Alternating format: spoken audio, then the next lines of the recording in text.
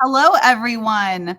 I am so excited to be hosting this incredible group today. And I just want to, I want to introduce everyone, but I want to set sort of the stage for today. My name's Jessie Draper, for those of you who don't know me, and I'm an investor. I invest in early stage female-founded consumer tech. And right now we're really focused on this thesis, future of families. How do you support the family at work, at home, the physical health of the family, and the financial health of the family? We've found this really unique piece of our thesis that actually intersects with the government quite regularly, where we've realized that we actually can't solve childcare until we solve what I kind of call the Bermuda Triangle of childcare. It's surprising, I think, to most, but we need to solve foster care, incarceration, and homelessness. Well, as a byproduct of solving foster care and incarceration, we will solve homelessness. And we can't really dig into childcare until we've fixed a lot of these issues in society. So it's something that I've become very interested in.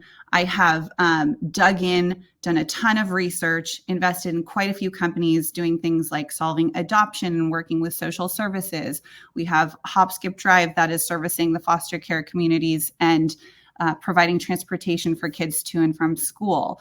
Today, I am so proud to have this amazing panel to really highlight and shine a light on, incarceration, re-entry, and how that ties to childcare as well. These are big problems, but we're trying to solve them. And I think the biggest thing we can do is just educate ourselves about these societal issues, which I've realized in my communities, not a lot of people know about. So with that, I just am so excited to introduce people I love, work with, and who are making such incredible change.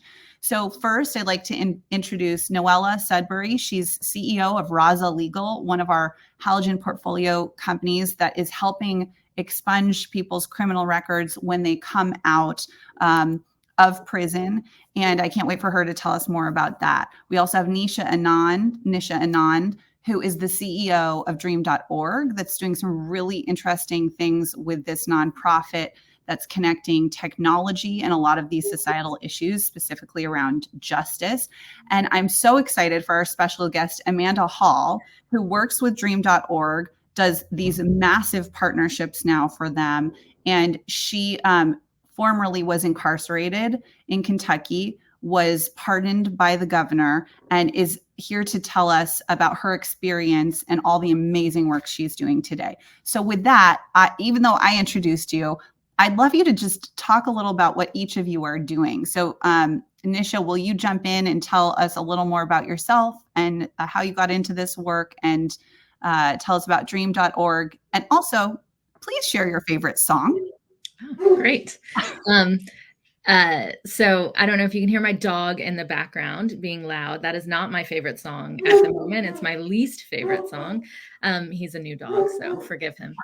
I'm Nisha. I'm the CEO at Dream.org. And at Dream.org, we noticed that the polarization happening right now, which has been happening for the last decade, if we let that continue, it's going to stop all the progress. Polarization is an enemy of progress. And the issues we care deeply about, criminal justice and climate, need us to come together to solve some of the nation's biggest problems. And for us, when we look at social change at scale, legislation is one of the only ways to do that. And so we do a lot of advocacy, and Amanda can tell you a lot about some of the bills we've put through at the federal and state level, where some of the changes we make a big difference. One of the big achievements in my career was being part of the team that helped pass the First Step Act. It was a federal piece of legislation that went through during the Trump administration. It had 87 senators vote yes. So not just a little bipartisanship, a lot of bipartisanship. And because we persevered through the polarization, through the divisiveness, got that bill signed by the president himself, 30,000 people are home today because of this legislation. There is a lot of common ground we can find. And for me, when I think of children, that is one of the most obvious places of common ground that can be found. When we think of who are we failing right now? When we look at our incarceration system, I mean, it's failing a lot of people. But for the children that are caught up in that cycle, foster care to incarceration, then their parents from incarceration to all of the problems with reentry that Noella and Amanda can cover a lot of, it is a system that is just broken. And so one of the things we're excited about at dream.org is when you see a broken system with backward incentives, wardens get paid more. The more people come back, the more people that are incarcerated. It is a system that is broken and it is ripe for disruption. And so we are looking at tech solutions that can really change the game. Legislation is social change at scale. And I think that the tech industry and investors have a lot that they can do to say, this has to stop. It is a failing business by any stretch of the imagination. People come out worse than they went in and they go back. That is not something that we should be proud of at all. So I think this is a perfect opportunity for investors to get involved in what we're calling justice innovation and ways to disrupt the system. I love that. And what's your favorite song, Nisha? Oh, I couldn't think of just one. Whenever I need a happy moment, I go to Belle and Sebastian. Oh, get me away from here. I'm dying. It definitely reminds me of college. And then I grew up in Atlanta.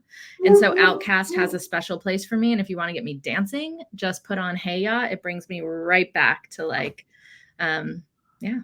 I love it. I love it. Noella, will you tell us a little more about yourself? And for those of you who just joined us, because I realized I did the intro almost like before 10 a.m. So hopefully everyone was super on time today. We're here to shine a light on incarceration and foster care and how in order to solve childcare as a whole, we really need to solve those two things. And as a byproduct, homelessness will be solved as well. Big issues today that we're talking about. Noella, please tell us a little more about yourself. Sure. So I'm Noella Sudbury. I'm the founder and CEO of Rasa Legal. We're an early stage mission-driven company that helps justice-involved people get through the legal process to clear up their criminal records and access more opportunities in life. I'm so excited to be here. Thank you for inviting me, Jesse and Nisha, for all of the amazing work you do at dream.org. I'm also super excited that Amanda is here. She is an incredible woman who I had the privilege of meeting in DC when we were both advocating for legislation up on the Hill. And she's just an absolute powerhouse. And I'm really excited to see that things are evolving and people who are justice involved, justice impacted, are starting to be part of these conversations because things are not going to change until that voice is included. So really appreciate the opportunity to be here with all of you. One last thing I'll add as we kick off this conversation, Jesse, I really appreciated you talking about how all of these issues, poverty, foster care, homelessness, criminal justice, reform, incarceration, they're all combined. And what we're really talking about in many cases is poverty. And that is a very, very complex issue to solve. My mother grew up in poverty in rural Utah. That coming from that background was the reason that I really wanted to become a public defender, which is what I did at the start of my career. And this is a really, really big issue, the greatest issue facing urban America today. 70 to 100 million Americans. That's 1 in 3 Americans have some type of criminal record. And so we're really talking about a third of Americans. And what's your favorite song, Noella? It is so hard to pick a favorite song, but those who know me well know I'm an avid Brandi Carlile fan, not Belinda Carlisle. She's also great. But Brandi Carlile is my favorite artist, and probably my favorite song by her is The Story. Amanda, I would love you to tell us a little more about yourself and the work you're currently doing because you've helped make so much change. Yeah, and thank you so much for having me and being on here with, some real powerhouses. So I'm super excited to be here. My name's Amanda Hall. I'm the Senior Director of Campaigns at Dream.org, an amazing organization that Nisha alluded to that works on climate issues, that works on justice issues, and so many of the ways that those intersect with so many other things. So currently I'm working on our campaigns. At Dream, I've also got to work on many state campaigns all around the nation. And within those campaigns, we always work with people in our empathy network that are directly impacted by the issues that we work on. So that themselves or a loved one has been formerly incarcerated and has the passion to change those systems. Even though they may have been harmed by them, they want to see other generations not go through that same harm. So we've been able to stand by our empathy leaders to Netro in Mississippi to pass a bill, out in Kentucky, Elena and Selena to pass bills. We've been able to work in Washington. Pennsylvania, Miss Tony passed the bill. So it's been beautiful. And those bills all vary. We worked on dignity for incarcerated women. So hopefully we get to it. But women that are incarcerated has grown 2 times faster in the last decade than men. And something that a lot of folks don't talk about, but there are women incarcerated that are pregnant. So imagine the trauma of being incarcerated and them being pregnant. So making sure that women don't go through solitary confinement, aren't restrained. Again, shout out to Miss Tony in Pennsylvania, who we just fought with to bring more dignity to incarcerated women in Pennsylvania. I've got to work on numerous reentry bills in Kentucky, making sure people have IDs, bills around preventing overdose. So though I've been through the criminal justice system, and I'll talk a little more about that, I really use that pain to really drive my work. Even though my story and the things happened the way that they did, I truly believe that no one should have to go through that, or that folks are, that we have to work harder to make sure those systems are more equitable and more just. So my favorite song, which was my mother's too, is Wild Horses by the Rolling Stones. So it's a generational thing. So good. My favorite song is Baby Got Back by Sir Mix-a-Lot, because I have a big butt, just in case you guys were curious. So I want to start with this 1 out of 3 number, because this is what really keeps me up at night. And when I first learned it from Noella, that's 30% of today's workforce touches justice in some way, or, has a criminal record, essentially. That's 30% of society. And from what I understand, Noella, correct me if I'm wrong, or any of you correct me if I'm wrong, this is going to go up to 36% by 2030, something like that. And so we need this part of the workforce. That's 1 out of 3 people. And actually, when I have conversations with people around this, it's really interesting. It's been this little sociology experiment I've done on my own, where I'll be with 3 people and one of them will say, I had a criminal record.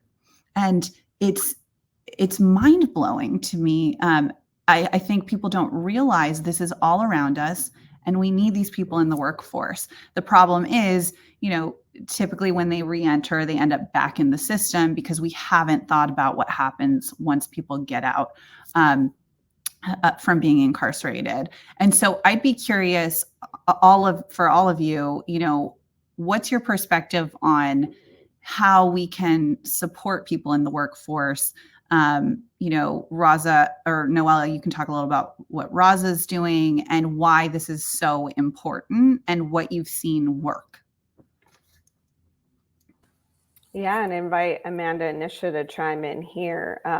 It is just a tremendous number of Americans that are being left out of society, left out of our labor market. And even old and minor records can hold someone back years after their involvement in the justice system.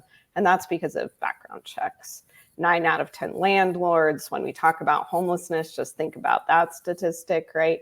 And 4 out of 5 employers conduct background checks. And for a person with the record, that ends up with a lot that results in a lot of instability, a lot of rejection, a lot of denial. And, 5-10 years, and we encounter this as we talk to clients every day, are applying for jobs. All they want to do is work. All they want to do is rent an apartment. All they want to do is provide a better life for their kids, for their family, to make a wage that's going to support that.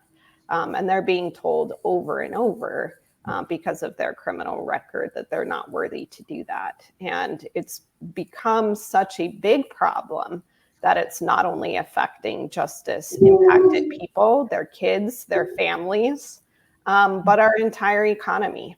And so I think this is broader than criminal record expungement, which is what we do. It also is fair chance hiring. It's also doing that really important narrative change work around the stigma of having a criminal record, around the moral judgments that we all make and think about sometimes when we meet someone with a criminal record. It's a big, big, big problem. And as an investor, I've seen great companies actually come out of prison from, Dave's, the Dave's Bread company. Yes, bread. Yeah. Yes, which I eat regularly. We've seen a great company called Pigeonly, which went through Y Combinator. I mean, there have been many. This is so incredibly important. Amanda, I have a quote from you from an essay you wrote for the Clean Slate Initiative. And you said, "When I finally received the governor's pardon, my whole life changed. It felt like I had finally finished my sentence and the world opened up to me. I could work in any field, go on field trips at my children's schools, get loans easier, and even get life insurance." So that was really interesting for me to hear, because you were already out and you couldn't do these things. And these are things that you should be able to do. You paid your time. And so, do you have any solutions kind of in there? And like, how can everyone else support the change, legislation or otherwise, in terms of that? Yeah. And I think I appreciated you, Jesse, saying, you were already out and all of these things were happening. I remember when I was incarcerated, it was the hardest time of my life. I was separated from everyone I loved, from my kids. From your children, right? Yeah. I would lay in bed at night and think, is my son taking his first steps, or what does his little voice sound like? Because I didn't talk to them for years. I mean, it was excruciating, but I held on to this. So when I get out, it will be better. Like, I'll have another chance. And that was just not the case. I mean, landlords, like Noella mentioned, wouldn't rent me. I would put in job applications and never get called back, or I would walk in and ask about a job and they would tell me up front, "Do you have a felony?" And basically, like, "We're done talking to you." I remember even applying to go to college, like, I had to write these essays and beg just for admission. And then I was told, "Well, you can come, but you just can't live on campus. No field trip." I mean, the collateral consequences are so immense. I truly felt like I started my second sentence the day that I got out. So I am very privileged, very fortunate to get a pardon. I'm so thankful for that. But those are so rare. And that is one off. We have to, the work that Noella does around expungement, and I have fought for years in my home state of Kentucky. We support Clean Slate nationally, but expungement has to be broadened. And we have to, there are so many offenses that shouldn't even be felony offenses in the first place, too. We criminalize so many things and set so many folks up for failure. And again, like I said, I am so blessed to have my pardon, and that hopefully I get to stop what had been going on for generations. My mom was formerly incarcerated, and I know we'll talk more about children, but like you said, that affected our family so immensely. And yeah, we have to stop criminalizing so many things and giving lifelong consequences. And for folks that do have convictions, we have to expunge them off their records. This should not be a life sentence. I did my time. I should have been able to come out and live a better life, which took me a long time to get to. Yeah, it's so interesting to hear that here you are, you're trying to get back on your feet. You're actually going to college, like you're trying to go to college. And they said, okay, you can go to college, but you can't come on campus. And that doesn't make any sense. We should be encouraging you to go on campus. We should encourage, like this just, that just makes me so mad. I'd love to talk a little about what, in terms of Rasa, and those records that you're expunging. I'm sure people are listening and they're saying, well, I don't want some criminals back on the street. Are you putting murderers back on the street? Like, what does this look like? What are these crimes? What are the majority of these crimes? Yeah, and I can speak to that a little bit. So in general, whether you're eligible to clear your record is governed by state law. And that makes it really difficult for folks who have records in multiple states. But the criteria is basically three things. How many cases do you have? What are those cases? And how long it's been.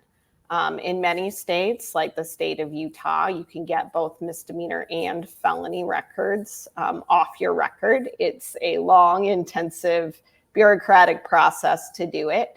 But it varies quite a bit around the country. What is common among states are the excluded things. And so I know a lot of people might be thinking about public safety, right? If you have particularly violent felonies, first-degree felonies, murder, if you're on a sex registry, there's these types of crimes. There's a reason why the government feels those records need to stay public, and that's to keep the public safe. But for everything else, a person under a legal process has a chance to ask the judge to seal or expunge their record under state law. And the standard is whether it's in that person's interest, the interest of the public, and in public safety to do that. So these particularly dangerous crimes, those are never going to be expungible.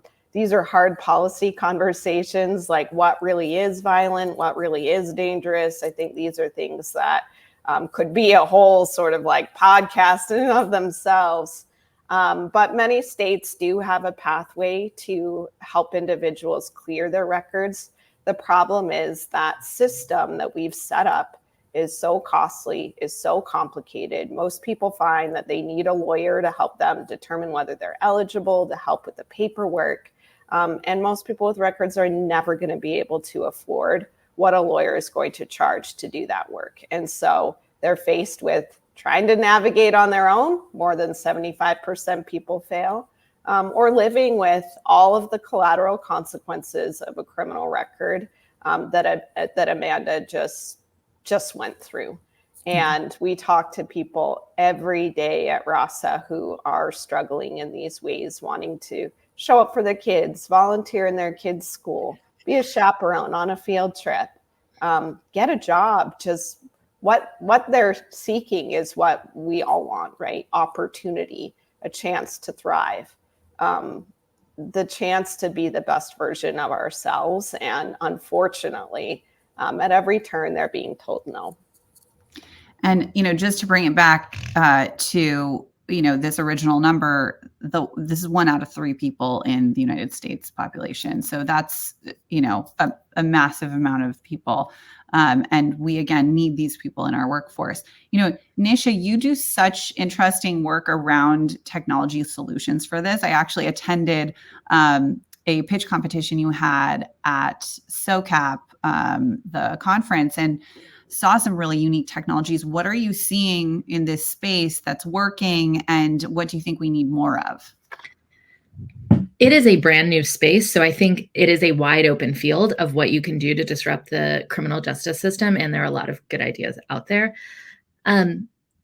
I think that we need people who've been through it to be the inventors and the creators of our future, because some of these problems you don't even know exist. Like the way you received what Amanda was telling you about college, there is no way somebody in Silicon Valley who's never encountered the criminal legal system is going to think of that solution. So I'd say, first of all, make the connections with the people out there, and the hustle from when you're inside and you know you're about to be out.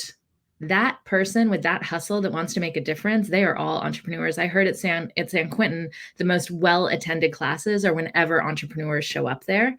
Everybody goes to those classes. They want to know a little bit about, how do I get out there and make a difference and make a product that's excellent. And so the other thing I'd say to folks that are watching this that are employers is learn about fair chance hiring, learn about second chance hiring. There are a lot of resources out there. Become a second chance employer. We have a quarter of our staff is formerly incarcerated. And until you actually work in that space and know what it's like, you are always going to be confronted with these biases and these prejudices that just don't check out. In the general American population, you have people who are not great employees. That is going to be true anywhere.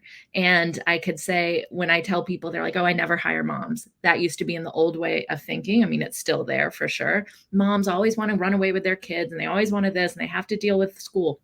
That's true. That's a bigger problem with patriarchy in general. I won't go down that path, but we know when we hire women, they get the job done. They have limited hours, they work hard, they do it. And so for any employers out there, I want to say that's true too for second chance employees. It's been my experience. There are a lot of resources out there to support, is you have folks who are ready for that second chance and cannot get hired.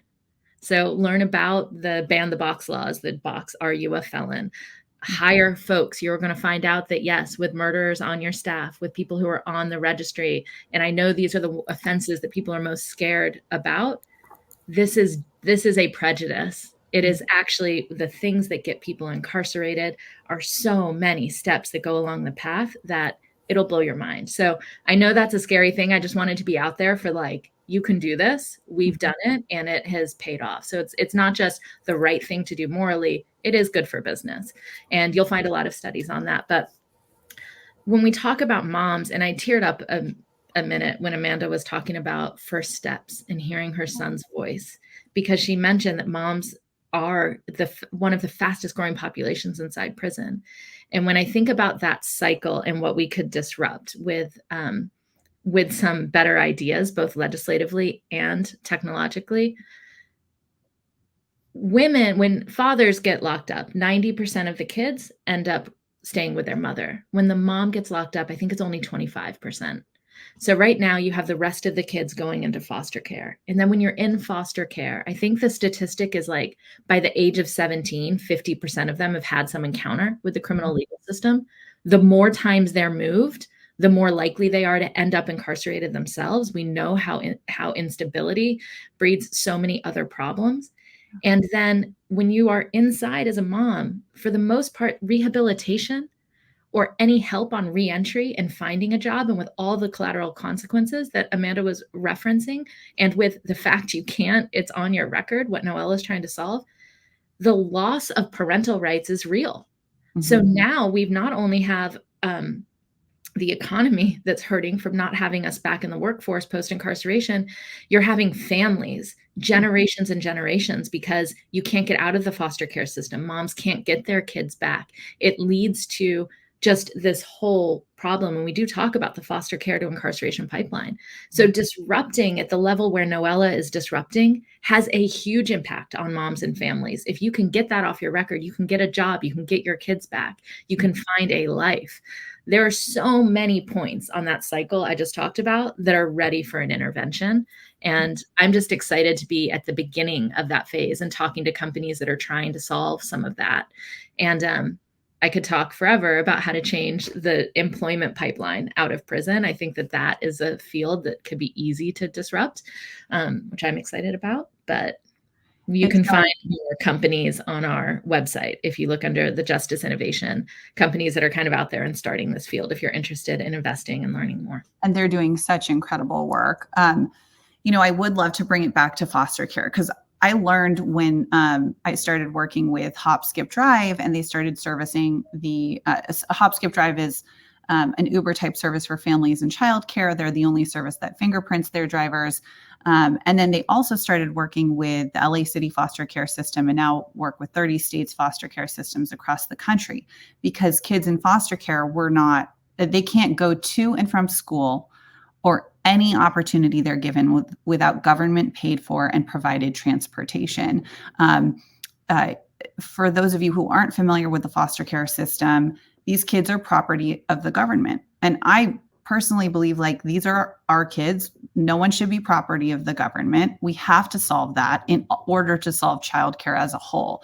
That's what made me start going down this deep dive and trying to figure out, okay, what other solutions do we need here? Because foster care is a completely solvable problem. There's 500,000 to 600,000 at any given time children in the foster care system. We don't even know how many, because they're going in and out constantly. And we just need to find these children homes, good homes, healthy homes.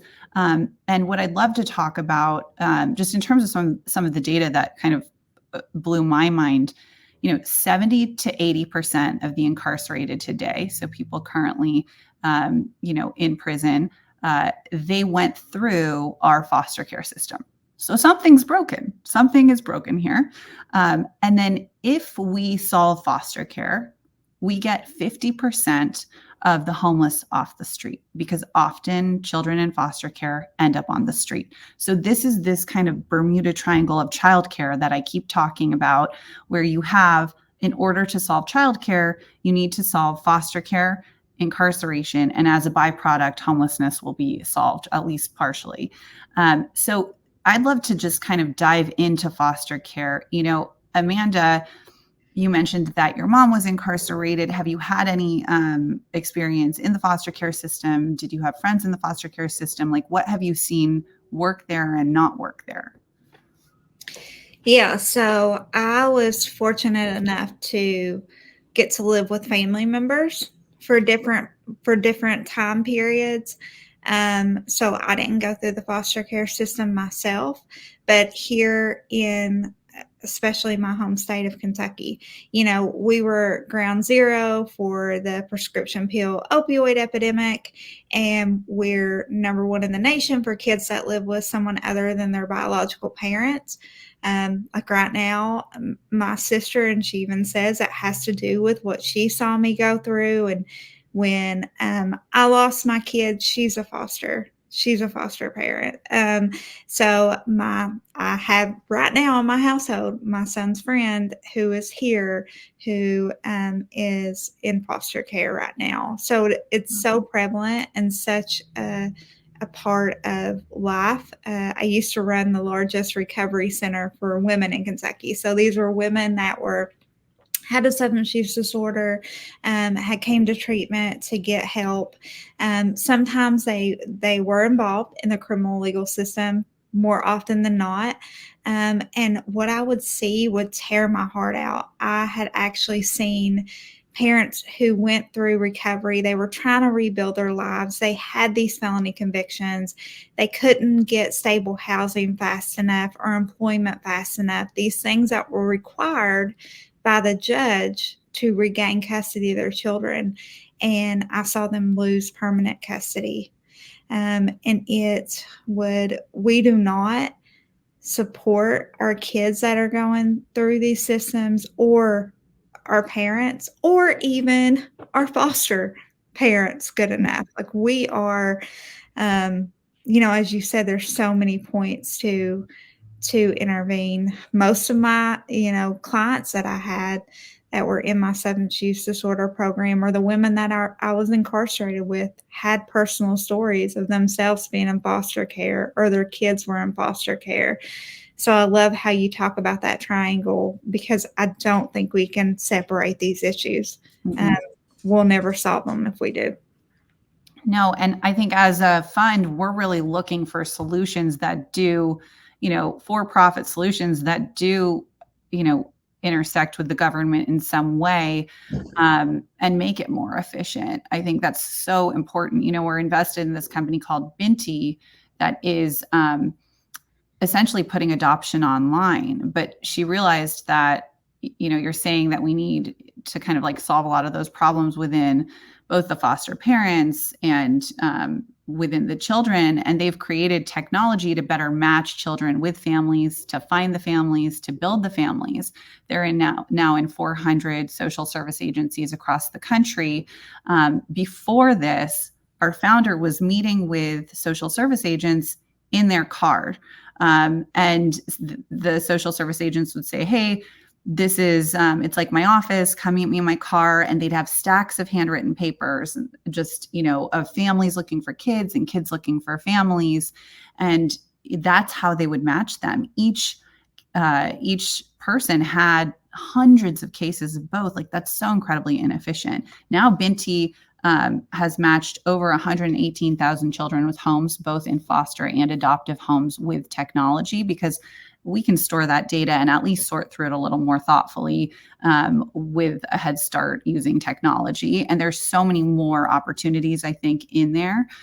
They're now across like in 27 states, something like that. So we're really excited about the opportunity here. We're excited about once we solve this Bermuda Triangle, like of, incarceration, homelessness, and foster care, the amount of capital that you can, the amount of jobs you can create, one, in childcare, and the amount of capital you can make by investing in childcare, I think is a big opportunity too, that people aren't even seeing still today. There's so much to solve here, guys. So I would love to, I'd love to talk just a little more about incarceration and what are some of the common misconceptions you think people have.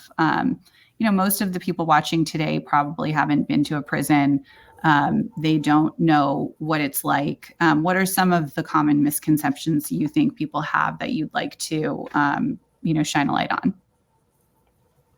This is for the group. Right. I'll start with just, one thing that was said to me once, and it has never left me, is that most people in the United States who go in, they are going to come out. They're not serving life sentences. They will come out. And so knowing that, are we doing the right thing inside there? Because there's no rehabilitation most places. There's not a lot of programming. There is not a lot of, people are like, oh, well, you can better yourself in prison. There are a few where that is possible. But in a lot of prisons, there's very little to do for to better yourself and get better. And so most people come out worse than they went in. And that's the system we have. And to me, that's the biggest thing we need to change our minds around, is like, we need to do better for anyone inside, especially for the people that are ready, and want to recover and make amends. That should be time served. You should be out.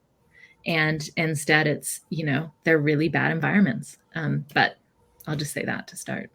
And I think to just piggyback on that, that's particularly true for women, because 80% of people who are incarcerated are men. And I've done work all across the country, and, you get it on some level, right? If only 20% of your population is women, a lot of people running prisons are like, well, that's just such a small population. I don't want to focus on programs for these women when 80% of the people that we're responsible for are men. But then as a result, these women in particular have no opportunities to get an education, to get those technical skills training, to better themselves.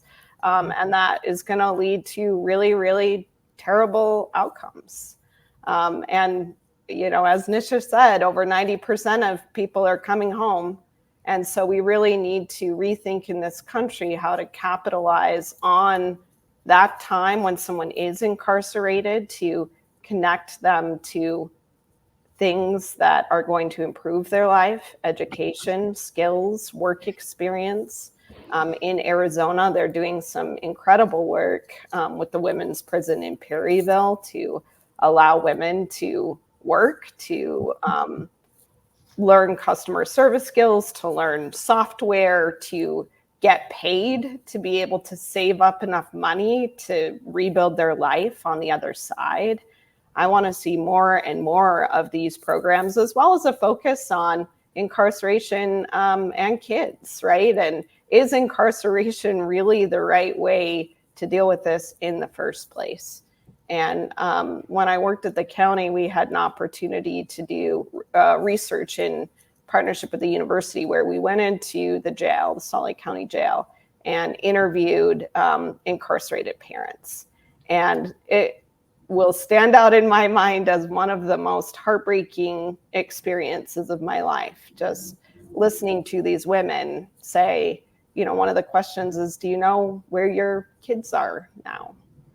And the high percentage of people who had lost their children and just didn't know, and just broke down into tears, and then had me reflect on, how do you think that feels for me as a parent, that I don't even know where my child is? How do you think I feel about myself that I'm here? And how many of them also said, you know, my mom or my dad or both my parents were incarcerated, and I told myself I was going to make different choices, and here I am. And just the way that incarceration leads to intergenerational incarceration, leads to intergenerational poverty. I mean, you got to step back and just say, what are we doing? Maybe incarceration isn't the answer. Maybe it's not the best way to solve a problem, to separate those parents from their kids in the first place. You know, Amanda, I'd love to hear your thoughts on this too. But maybe I have a little more of a question for you, which is, Noella, you brought up work in prison, and that is something, you know, I visited quite a few, and at some they have jobs, and at some they don't have jobs, and they're just kind of like doing, you know, shooting the whatever breeze. And I feel like having jobs, teaching them to work, giving them some experience is so critical. Why is that some prisons have jobs, some don't? You know, how do we change that? And then the other question I have is around kind of education, because a lot of them don't have a college degree or even a high school degree. And at some places you can get one of those. At others, you can't. I don't even know if you can get a college degree actually while you're in prison. You can, because some you can't. And so how do we change that? What are your thoughts on that, Amanda? Yeah, so like you said, it varies where you are. Yeah, there's some prisons completely you cannot get a college degree just because they won't opt in. So I think that goes to the need for advocacy in the space and humanizing folks that are incarcerated. And that also spills into other things that you mentioned, you know, and that means humanizing them when they get out and giving them jobs and things of that nature. But I do think, you know, when it comes to folks that are incarcerated, we don't get humanized. You know, I have a lot that I could say about conditions and how it feels to be in prison. But, you know, for months, I didn't even have a name. I went by a number. You know, I was a scared woman in my early 20s, incarcerated hours from my house. And, you know, folks wouldn't even call me my name. I did have a job in prison. I got paid $1 a day. And I use that to buy socks and sometimes feminine hygiene products off commissary when I could save enough money up to do that. And every day that job, I got strip searched twice a day to do that job. But it's all I could do to not lose my mind in there. I also was able to take a college class, a horticulture class. I loved it. It was everything to me. I would, for a few hours a day, escape where I was and be in the screen house. And then they cut funding and we all got kicked out of that. And we were just all heartbroken. So there has to be that will. We have to understand that we call it a Department of Corrections. When we don't correct anything, when we're not giving people opportunities, chances, when we don't treat people's root causes and conditions, you know, mental health or the trauma that they went through, often we actually make it 1,000 times worse. So when we realize that the way that we're really doing this is not making us as a society, no matter if you've been incarcerated or maybe you've never even known anybody that's been incarcerated, it is hurting you as well. It's hurting our society. It's hurting our economy. It's hurting our safety. So like when we can all come to that realization and start treating those folks as human and look at other solutions, I think there's amazing things we could do, but I think we have to do that first. And for employers that are working in prisons, there is a problem there right now because they're looking at it as cheap labor. They're paying $1 a day and something into the system. It is a form of modern day slavery. It is terrible. And if you have to spend that money on your tampons and pads, those items should be free, period. There is enough taxpayer dollars going into prisons that it should be used for the people inside to have a better life. Like that's just ridiculous. And so for companies that are thinking about solving this problem upon reentry, there are laws. You can't acquire X amount of dollars while you're in there. It has to be paid. There's restitution that has to be paid, but people come out with almost $0. So that starts the whole cycle that leads to losing your parental rights and not being able to have a job or get to any of your probation and parole appointments. It is a big problem. And I think there's a huge opportunity for disruption here and thinking about how could we pay a fair wage, a real serious fair wage, and then hold whatever money can't be allowed into the system, into an escrow account for when folks go out. So they have a starting place, some type of thing there. I think this is a huge disruption. I'm not giving away this idea. Come to me if you're interested in thinking about how we do that, because I am very fascinated by this idea. And I think it could be a game changer for everybody in it. There are statistics that the other one I wanted to say is that the places where you can get a degree is huge. A lot of the prisons that have a lot of programming are closer to cities. They have more volunteers. A lot of places will offer you a 2-year degree if you have enough volunteers that want to do it. In New York, the Bard Prison Initiative, which is run out of Bard College, you can get a 4-year degree, a full diploma. It's a very rigorous liberal arts degree you get at the end of that. The recidivism rate for anyone who's graduated from the Bard Prison Initiative is like 2 or 4% go back versus in some working. It's 70. working. It works, Yeah. but we don't fund that because there's not that will. It goes back to the humanization issue that Amanda was talking about. If you do not view the folks inside as human, if you do not view them as part of your community, if you don't view them as people that are going to come home as moms and dads who are caught into a system that was hard to be uncaught from, especially if you're a foster kid. I think 20% of foster kids have an incarcerated parent. So if this is what we're doing, like humanizing starts first, then that money will go into the programming. We know college works. We know classes work. We know that jobs and security once you leave works. We know if you can expunge your record, it works. Like we know the things that work. We don't have the will to do it. And a lot of it is bureaucratic. And my question to you, Jesse, too, is do investors shy away from ideas that require policy change? Because a lot of times that's what it does. And so I think that's true, at least anecdotally.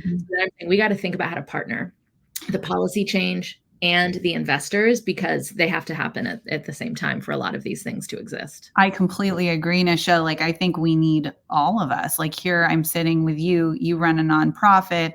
I invest in for-profit businesses. One of my for-profit businesses is here today, and for-profit solutions. And we also need to partner with lawmakers and policy just in general. There's so much that does need to change. I think some investors shy away from it. We're really investing in future of families as a whole and focused on solving a lot of these problems. Many of our companies have to lobby to make change within childcare specifically. And we're seeing more in other, elements like justice, for example.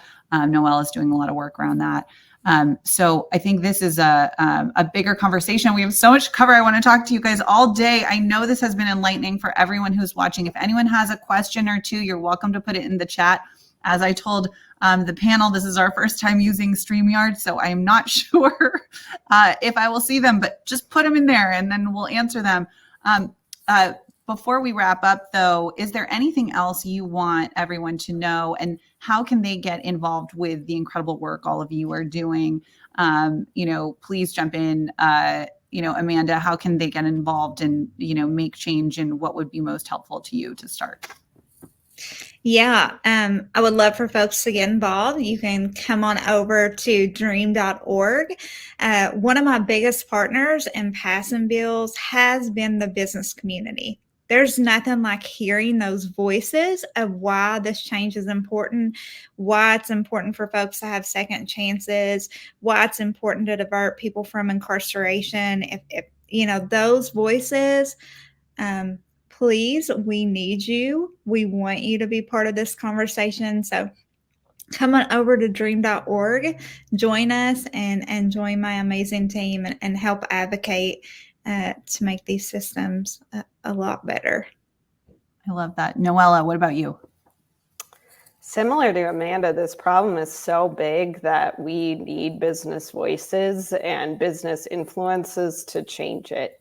And so if you're an employer that is interested in fair chance hiring, there's lots of research out there. SHRM has put out a great study showing that 85% of HR leaders believe that people with records are as skilled, if not more skilled, than people without records. And their retention rates tend to be 12% longer on average. And as someone who owns a business or hires folks, you should pay attention to that. It's an opportunity for you. But these people are also needed in the workforce to move the needle in our economy. Similarly, as Amanda said, make your voices heard. Working in the legislative space and on the policy side and seeing the power of our Salt Lake Business Chamber testifying in support of legislation I was working on. Lawmakers listen to people who have big businesses, and this is an issue that truly, truly affects the economy in a big way.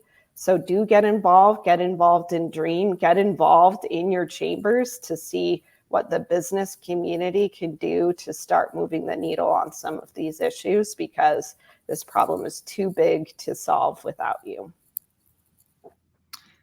Nisha, what about you? They've said it, and I do think that this problem is so big, it does require everyone. There is a place for you, and there is a little action that you can do. And I want to say that the little actions are huge. I brought a group of CEOs into a prison earlier this year. It was 60 CEOs who had never been inside a prison before. And the questions they were asking, I didn't realize what they didn't know. And so education, I'd say, is the first thing. If you are someone that this is new to you and you want to get involved, just go and learn and see.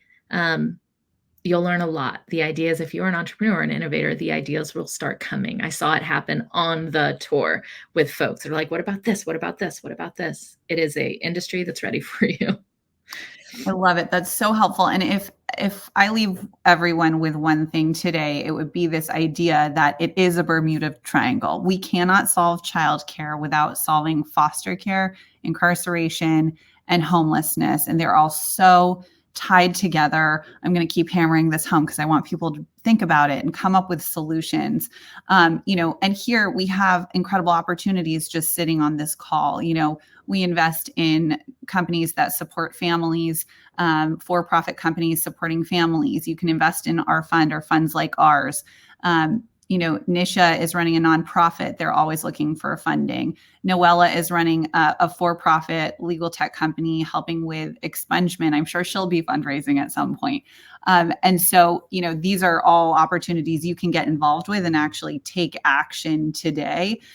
Thank you all for listening and learning. And something else, I saw something come in that says, if you want to connect with dream.org, text empathy to 97483. I probably should have run that by you, Nisha, to make sure that was yes. Correct. Thank you. Correct? Okay. That's Miss Ruby, our leader in Arkansas. She is unbelievable. Perfect. Good. Thank you, Ruby. And thank you everyone for listening today. And I hope everyone has a wonderful day and start thinking about how we can solve these problems because they're big. Thanks, guys. Really appreciate it.